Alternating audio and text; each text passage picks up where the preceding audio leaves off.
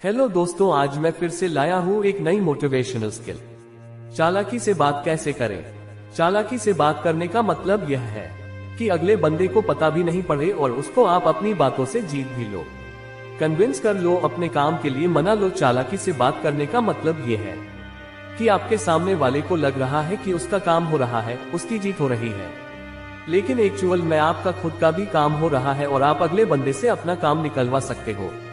जिंदगी में आपकी क्वालिफिकेशन से कहीं ज्यादा मायने होते हैं आपके कम्युनिकेशन यानी कि बात करने के तरीके। इस वीडियो में मैं आपको न केवल चालाकी से बात करना सिखाऊंगा बल्कि लोगों का दिल जीतना भी सिखाऊंगा, जो कि बहुत जरूरी है।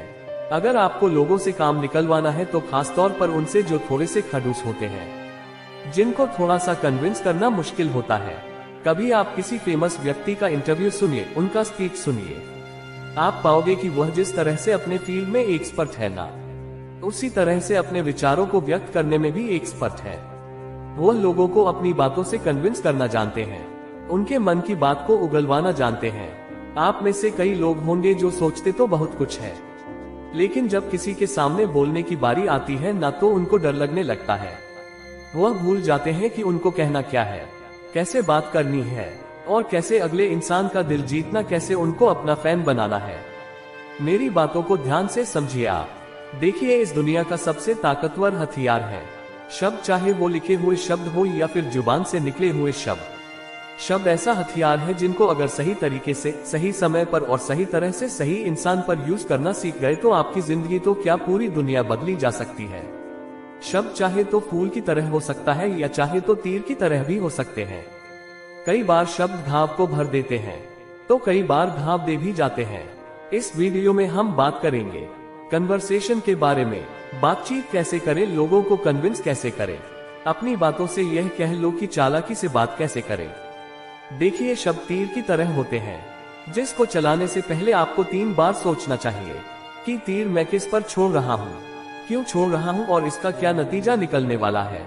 ऊपर वाले ने 2 कान और 1 मुंह इसलिए दिया है कि आप सुने ज्यादा और बोले आधा। ऊपर वाले ने 2 हाथ और 1 मुंह इसलिए दिया है ताकि आप काम करके प्रूव करें, ना कि बोल के। ऊपर वाले ने 2 पैर और 1 मुंह इसलिए दिया है क्योंकि आप मुश्किल से मुश्किल वक्त में भी चुप रहे और अपने रास्ते पर कदम बढ़ाते रहे। ऊपर वाले ने 2 कंधे और 1 मुंह इसलिए दिया है ताकि आप मुंह से बोले बिना अपनी जिम्मेदारी उठा सके। चलो अब चालाकी से बात करना सीखते हैं, लेकिन ये बात याद रखना कि चालाकी से बात करने का मतलब यह नहीं है कि आप स्वार्थी बन जाओ और किसी का गलत फायदा उठाओ। मैं आपको 5 टिप्स बताने वाला हूँ जिनको आप ध्यान से सुनिए। टिप नंबर 1, अगले बंदे से कनेक्ट हो। ये दुनिया में क्या होता है, मैं सबकी बात नहीं कर रहा हूँ, बट मेजॉरिटी यू पीपल, जब वो कहीं पे बात कर रहे होते हैं तो हर चीज को पर्सनली लेने लगते हैं, केवल अपनी ही बोलते रहते हैं, दूसरों की सुनना तो भूल ही जाते हैं। वो भूल जाते हैं कि एक सक्सेसफुल कन्वर्सेशन की शुरुआत होती है सुनने से। भगवत गीता की शुरुआत में श्री कृष्ण ने ज्यादा कुछ नहीं बोला, अर्जुन ही विलाप करते रहे, अपने मन की व्यथा को व्यक्त करते रहे और भगवान चुपचाप सुनते रहे, क्योंकि भगवान तो आखिर भगवान है। वो चाहते थे कि अगर मुझे श्री भागवत गीता ज्ञान देना है, अर्जुन को सुनाना है, समझना है, युद्ध के लिए कन्विंस करना है, तो पहले मुझे अर्जुन के मन की पूरी बात सुननी और जाननी पड़ेगी, क्योंकि किसी से बातचीत में कनेक्ट करने के लिए सुनना बहुत जरूरी है। आप सुनिए कि अगला बंदा उस मूड में भी है, क्या जिस तरह की बात आप उससे करना चाह रहे हो या करने वाले हो। कहीं ऐसा तो नहीं कि वो किसी बहुत बड़े दुख से गुजर रहा है और आप उसको शॉपिंग करने के लिए जिद कर रहे हो। बात करने से पहले बोलना सीखिए और बोलने से पहले सुनना सीखिए। टिप नंबर 2, लोगों का दिल जीतना सीखे। लोगों को अपने साथ अच्छा फील करवाए। अगर आपको किसी से अपना काम निकलवाना है तो उसकी थोड़ी सी बड़ाई कर दोगे तो आपका कुछ नहीं बिगड़ने वाला है, क्योंकि बड़ाई किसको अच्छी नहीं लगती, लेकिन बड़ाई करते टाइम कहीं ऐसा ना हो अगले बंदे को ऐसा लगे कि आप उसका मजाक कर रहे हो या जबरदस्ती बड़ाई कर रहे हो, क्योंकि अगर ऐसा होगा तो आपका काम और बिगड़ जाएगा। जैसे मान लो अगले बंदे ने मस्त कपड़े पहने हैं और आपने उसको बोल दिया कि भाई वाह क्या मस्त कपड़े पहन रखे हैं तूने, तो हो सकता है कि वो इतना खुश ना हो जितना ये सुनने पर होता कि भाई आज तो बहुत जम रहा है यार, क्या बात है, क्या इरादा है तेरा। देखो, पहले वाक्य में आपने कपड़ों का जिक्र किया, बट दूसरे वाक्य में आपने उस इंसान का खुद का जिक्र किया जिससे उसको और ज्यादा अच्छा फील हुआ। पहले उनका दिल जीते और फिर अपना काम निकलवाए। उनको पहले वो दीजिए जो उनको चाहिए, फिर वो आपको अपने आप वो देंगे जो आपको चाहिए। इससे बेहतर तरीका नहीं हो सकता किसी को कन्विंस करने का। नंबर 3, इंटेलिजेंट बनिए। कम शब्दों में ज्यादा विचार व्यक्त करना सीखिए। इंटेलिजेंस का मतलब होता है कि चीजों को आसान बनाना। तो अगर आप अपने विचारों को कम से कम शब्दों में अगले बंदे तक नहीं पहुंचा पा रहे हो, आपने कई लोगों को देखा होगा जब उनको कुछ बोलना होता है या कुछ बताना होता है तो वो बातों को इधर उधर ज्यादा घुमाते हैं, सीधी सीधी बात नहीं करते, बातचीत को और ज्यादा मुश्किल कर देते हैं। और ऐसे लोगों में फिर कोई इंटरेस्ट नहीं लेता है। आप में ये हुनर होना चाहिए कि आप मिनिमम वर्ड्स के अंदर वो बात बता पाओ जो आपको बतानी है। यही इंटेलिजेंस है, क्योंकि आज के टाइम में कोई भी खाली नहीं बैठा है। सब अपने अपने काम में और अपनी अपनी लाइफ में बिजी है। और आप खुद भी अपना टाइम खराब क्यों करोगे जब काम की बात 1 मिनट में बोली जा सकती है और उसके लिए आपका भी आधा घंटा खराब हो रहा है। जितना ज्यादा आप बोलोगे उतनी ही कीमत आपके शब्दों की कम हो जाएगी। किसी केमिकल में जितना पानी मिलाओगे ना वो उतना ही डाइल्यूट और कम असरदार होता जाता है। इसलिए आप अपने शब्दों को डाइल्यूट मत कीजिए। कम बोलिए पर काम का बोलिए, लोग आपको बहुत पसंद करेंगे। नंबर 4, अपना बोलने का तरीका सुधारिए। जो भी आप बोल रहे हो उसको क्लियर बोलो। कई लोगों को देखा होगा कि एकदम चिल्ला चिल्ला के बात करेंगे और किसी किसी की आवाज तो सुनाई भी नहीं देती, और कई ऐसे बोलेंगे कि उनका शब्द ही समझ में नहीं आएगा। स्पष्ट बोलिए और आपको उतने ही वॉल्यूम में बोलना है जीतने में आपके विचार अगले बंदे तक पहुंच जाए। अपने शब्दों में, अपने वाक्यों में इमोशंस डालने की कोशिश कीजिए। जब आप बात कर रहे हो तो आपको अपने वॉल्यूम को उस माहौल के हिसाब से एडजस्ट करना होगा।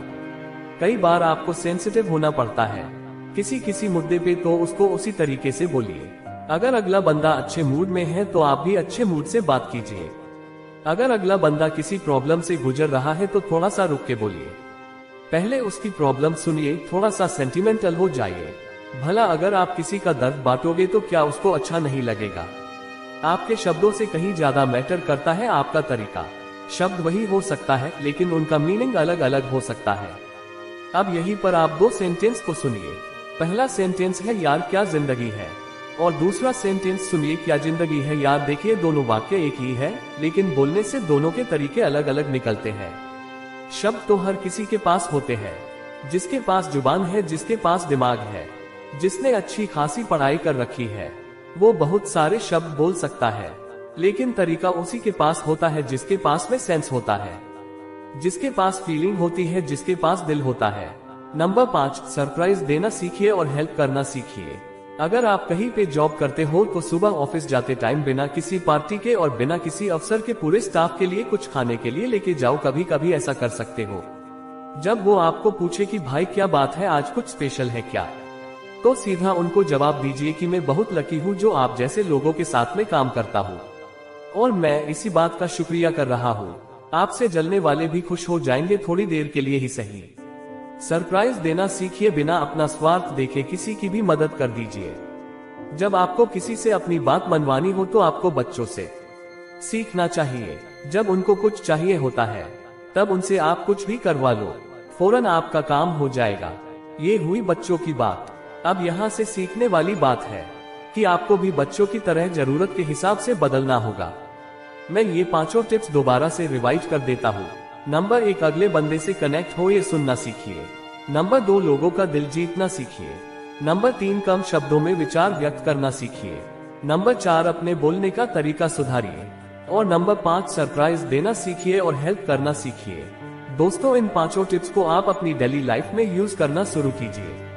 मुझे पूरी उम्मीद है आपका बोलने का तरीका और आपका कन्विंस करने का तरीका और लोग आपको किस तरह से देखते हैं, इसमें जरूर बदलाव आएगा।